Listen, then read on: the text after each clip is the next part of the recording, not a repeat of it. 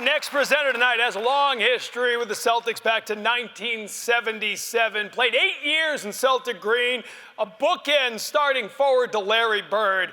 He was a clutch performer, MVP of the 1981 NBA Finals, the hero of Game 7 of the 1984 NBA Finals against the Lakers, and now in his 29th season as the color commentator on Celtics radio alongside Sean Grandy.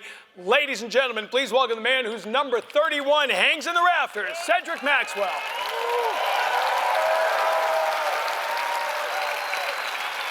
Cedric is here to present the Basketball Legacy Award to the man who bleeds Celtic green, Dee Brown.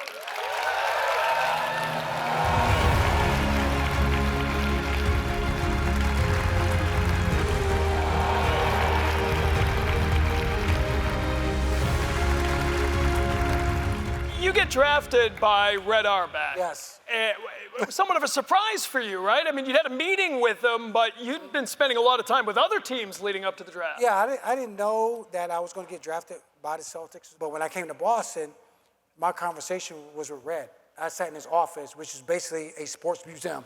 Like, he had so much history there. And I spent about 2 hours with Red talking to him, picking his brain about the team and the history. I was a big basketball just historian. I knew about Cedric, I knew about his history, and it was great to be able to spend time with a person like Red Auerbach.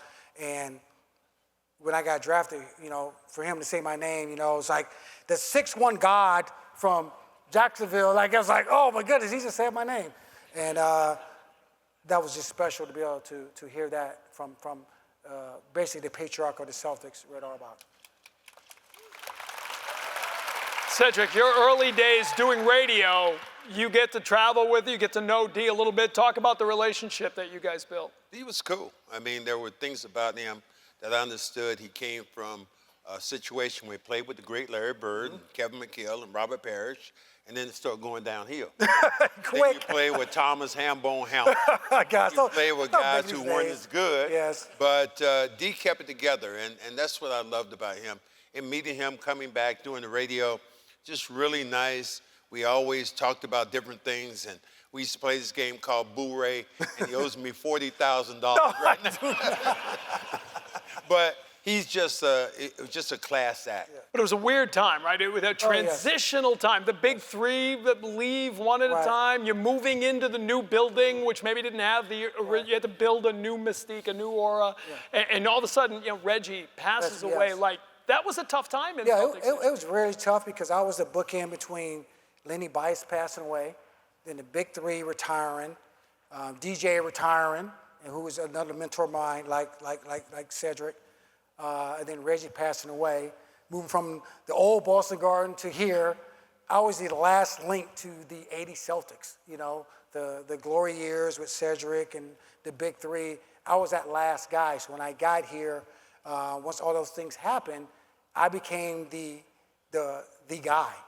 And I wasn't really ready to be the guy. I was talented, but I wasn't Reggie. I wasn't Larry. I knew, I was very honest with who I was, but I love Boston.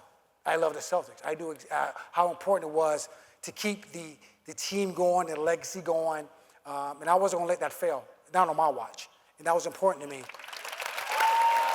Cedric, it's tough, right? You got a young guy trying to keep it afloat, right? I mean, that's really what's going on. You've got this incredible legacy that's kind of at a place it hadn't been in a long time. What did you see from Dee Brown when he was going through that? Dee had the competitive spirit to take it to a next level. Like you said, when you play with the great ones and you have to take a secondary role and then they put you in the front seat, it's tough to do. My second year in the league, I averaged 20 points a game. And we got some stiff from Indiana that came in and knocked me off the mountain. But then what was he like for as a rookie year? I followed. I mean, listen, to be a rookie from Jacksonville, Florida, the first time I ever been up north, the first time I ever seen snow was when I came to Boston. I remember I had a spatula trying to get ice off the roof because I didn't know what an ice scraper was,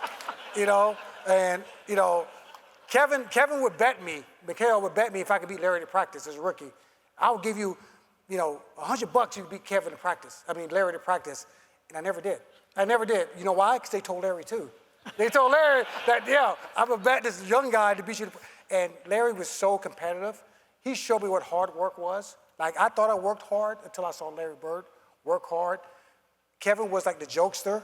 You know, he was like, you know, he showed me what, like, the part of love your sport, love your craft, but love your family. Take care of your family, be around your family. You know, take it seriously, but understand what's important in life. And then Robert, who was my mentor, just like Cedric, he's told me how to be professional. Like, those guys were like, they were 3 different leaders in my life. I couldn't ask for a better situation to come in as a young basketball player with veteran guys, but also every day, Red, Satch, Havlicek, Kuzi, Heinsohn, Cedric. I was with 15 Hall of Famers every day.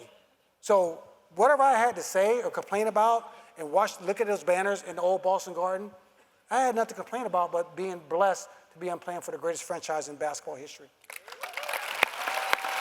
I got to ask you about the dunk. Yes.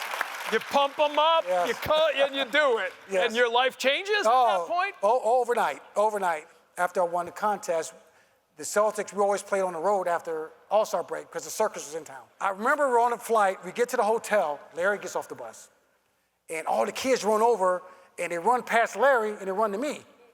And it's asking me for my autograph. I was like, oh my goodness, I made it.